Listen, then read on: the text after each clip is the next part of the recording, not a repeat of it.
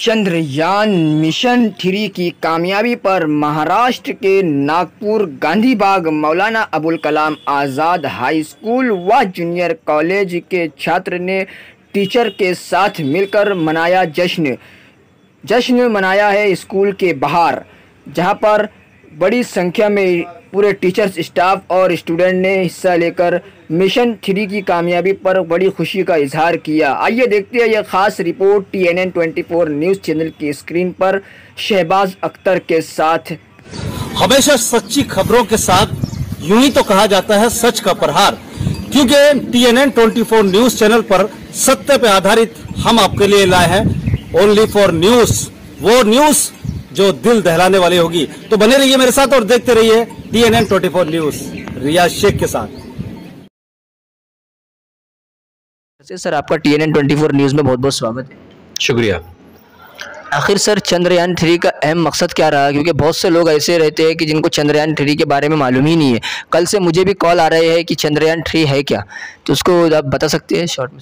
जी, चंद्रयान 3 जो यान है हमने जो भेजा है चांद के ऊपर हिंदुस्तान की तरफ से, ये एक तारीख़ी अम्र है और पूरी दुनिया में इतने सारे ममालिक हैं, लेकिन आप देखिए कि हिंदुस्तान चौथा मुल्क है जिसने चांद के ऊपर कदम रखा है।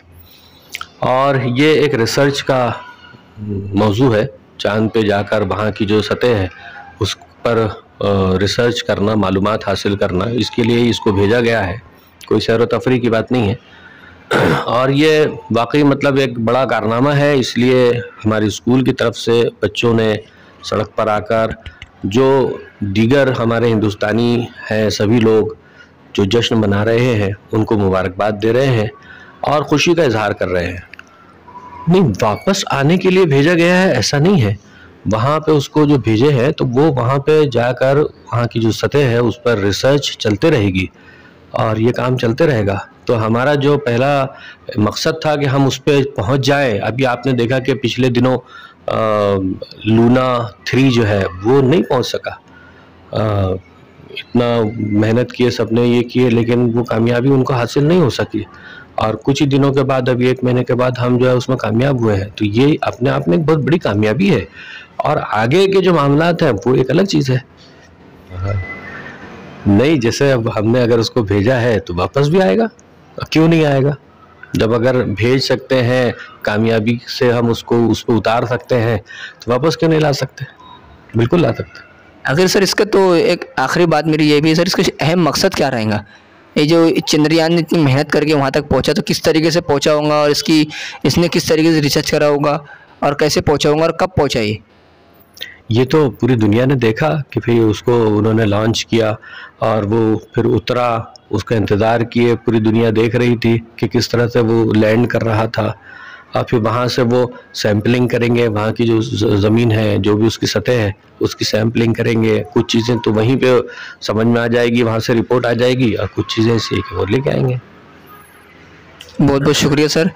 ये थे मेरे साथ असद हयात सर, जो MK Azad junior college lecturer, Gandhibagh, Nagpur. हम आज का जो चेन बनाई गई है स्कूल के स्टूडेंट की तरफ से, तो उसका अहम मकसद क्या था? उसका अहम मकसद ये था कि कल शाम में हमारे भारत के चंद्रयान 3 ने चांद पर जो है तो लैंडिंग की। उसकी खुशी में जो है तो इस चैन को बनाया गया है, ताकि जैसे पूरा भारतवर्ष इस वक्त जो है वो खुशी में सरशार है, उसी तरह हमारी स्कूल के बच्चे, तलबा व तालिबात और असातिज़ा भी इस खुशी में बराबर के शरीक है। इसलिए कि बहुत बड़ी कामयाबी जो है, दुनिया के 3 बड़े मुल्कों के बाद हमारा मुल्क जो है, रशिया, अमेरिका के बाद, चाइना के बाद जो है, वो चौथा ऐसा मुल्क बन गया है जिसने चांद पर जो है तो लैंडिंग की है और एक बड़ी कामयाबी हासिल की है। ये स्टूडेंट को लेकर सब खुशी मनाई गई। स्टूडेंट्स को लेकर इसलिए खुशी मनाई गई कि स्टूडेंट्स भी जो है इस तरह का जो प्रोजेक्ट वगैरह होता है, उनको साइंस में, टेक्नोलॉजी में पढ़ाया जाता है, तो वो उससे इंस्पायर हो, उससे इनकरेज हो कि भाई इस तरह की कोई चीज़ बनाई जा सकती है और हम भी जो है तो साइंस और टेक्नोलॉजी के मैदान में इससे बहुत कुछ सीख सकते हैं, हौसले अच्छे रख सकते हैं, तो आगे इसका भी हिस्सा हम बन सकते हैं। चलिए सर, ये स्कूलिंग की बात नहीं, अगर पूरे भारत के अंदर जो लोग एजुकेशन फील्ड में उतरे हुए, एजुकेशन फील्ड में यानी स्कूल के बाद जो लाइफ होती है कॉलेज की, यूनिवर्सिटी की, तो उसको उन लोगों को क्या मैसेज देना चाहिए? जिस तरह एपीजे हमारे भूतपूर्व राष्ट्रपति एपीजे अब्दुल कलाम साहब ने भी ये सपना देखा था अपने हाई स्कूल के दौरान कि वो बड़े साइंटिस्ट बनेंगे और इस तरह भारत के लिए कुछ जो है तो नई चीज़ और कोई बड़ी कामयाबी करके जो भारत का नाम दुनिया के मुख्तलिफ मुल्कों में पूरी दुनिया में रोशन करेंगे। उसी तरह हम भी चाहते हैं कि स्कूली एजुकेशन के बाद तलबा जब हायर एजुकेशन में जाए तो हायर एजुकेशन में जाने के बाद वो भी जो है वो किसी बड़े एम को लेकर जाए और उस एम को पूरा करने के लिए जो है वो अपने तौर पर मेहनत करे, जद्दोजहद करे। जिस तरह हमारे पास विक्रम साराभाई जिन्होंने इसरो में जो है बहुत बड़ा रोल अदा किया था और आज चंद्रयान जो है 3 ये उन्हीं का मरहून मिन्नत है। सबसे पहली बात तो ये है कि हमारे पहले वज़ीर तालीम मौलाना अबुल कलाम आज़ाद ने बहुत सारे जो इंडिया में साइंस के और टेक्नोलॉजी के और यूजीसी ग्रांट्स के इस तरह के जो अदारे कायम किए उसी में से एक इसरो भी है और इसरो के ज़रिए ही जो है ये चंद्रयान 3 को जो है वो चांद पर लैंडिंग करवाया गया। तो उसमें पंडित जवाहरलाल नेहरू, विक्रम साराभाई, होमी जहांगीर भाभा ये इन लोगों का बड़ा कंट्रीब्यूशन रहा है। और बाद के ज़माने में हमारे साबिक सदर जमहूरिया डॉक्टर एपीजे अब्दुल कलाम इसरो के चेयरमैन भी रहे हैं और उनके भी मातहत बहुत सारे लोगों ने बहुत बड़ा काम करके जो है तो भारत का नाम रोशन किया है। सर मैं माफी चाहता हूँ रुकने के लिए। आखिर कल रात से कल 6:04 के बाद जैसी खबर इस चीज़ की आई है उसके बाद से लगातार सोशल मीडिया के पर और गोदी मीडिया जिसे बोलते हैं लगातार गोदी दलाल चैनल लगातार इस चीज़ को दिखा रहा है कि कामयाबी प्रधानमंत्री नरेंद्र मोदी के साथ हुई है। सही है ये चीज़?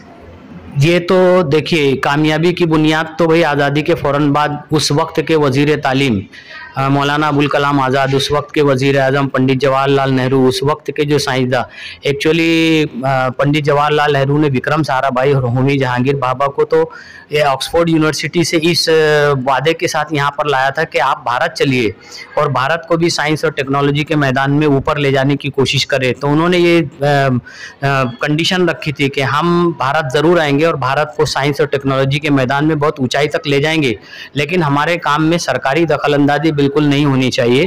तो पंडित नेहरू ने और उस वक्त के वज़ीर तालीम ने और उस वक्त के जो हुक्मरान तबका था उन्होंने इस बात की ज़मानत दी थी उनको कि आप जो कुछ भी भारत के लिए करेंगे उसमें हम इस तरह का किसी भी तरह का कोई इंटरफेयर नहीं करेंगे।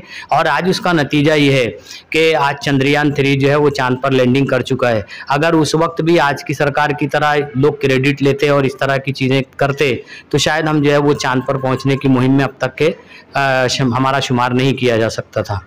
तो किसी एक शख्स की कामयाबी नहीं है, बल्कि ये कामयाबी जो है आज़ादी के बाद से उन लोगों की और आज सभी लोगों की, पूरे भारतवर्ष में रहने वाले सभी लोगों की कामयाबी है। सभी लोगों ने जो है तो अपने उसमें जो है तो ताउन किया, तब जाकर जो है हम इस बड़े मकसद को हासिल करने में कामयाब रहे। क्या सर इंडिपेंडेंस डे और रिपब्लिक डे के बाद अब चंद्रयान 3 डे मनाया जाए?